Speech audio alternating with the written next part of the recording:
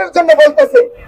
তাদের শিক্ষা গ্রহণ করা উচিত ছিল, তাদের এই কাতারে আসার উচিত ছিল এবং স্বৈরাচার এবং ভারত তাদের বিরুদ্ধে কথা বলার উচিত ছিল।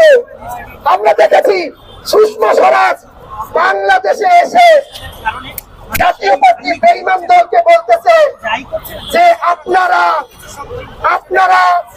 বিরোধী দল হন এবং হাসিনার সাথে ইলেকশনে যান, আর না হলে জামাত বিএনপি ক্ষমতায় যাবে। চিন্তা করে দেখেন, আপনারা এটা স্পষ্ট এই বিষয়টা বড় দলের বোঝা উচিত ছিল।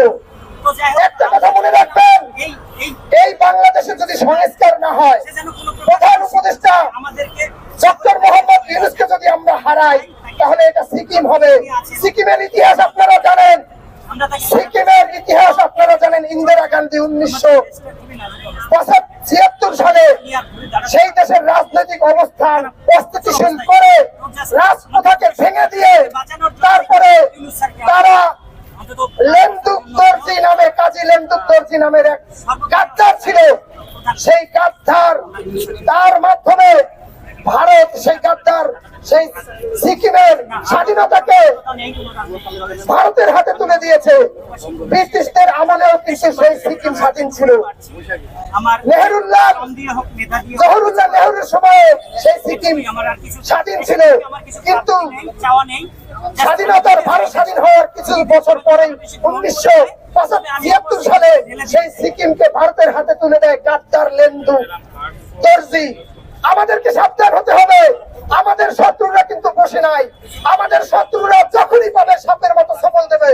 শত্রুদের কখনো চোখের পর্দা নেই, ওরা হিংস্র সাপের থেকে আরো মারাত্মক। এই জন্য এই মাতৃভূমিকে আমাদেরকেই রক্ষা করতে হবে। এই মাতৃভূমি 1971 সালে যেমনি ভাবে রক্ত দিয়েছে, এই মাতৃভূমিতে 2024 সালে জুলাইয়ে রক্ত দিয়েছে, নতুন 5ই আগস্ট তৈরি করেছে। এই চেতনাকে আমরা ভুলে যেতে দেব না, এই বিপ্লবকে আমরা হারিয়ে যেতে দেব না।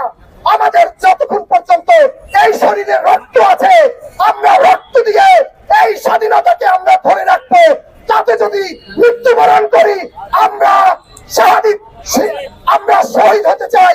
এই শহীদ তামান্না নিয়ে আল্লাহর কাছে কিয়ামতের ময়দানে আমরা জবাব দেব আর বলবো, আল্লাহ আমরা তো কখনো আমাদের এই ইসলাম তামাদ্দুন এবং আমরা কখনো বিসর্জন দেই নাই।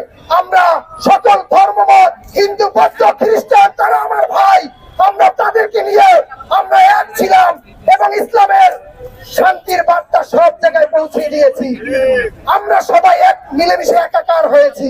আজকে আপনারা ভাবতেছেন যে বাংলাদেশ যদি ভারত দখল করে আপনারা শান্তি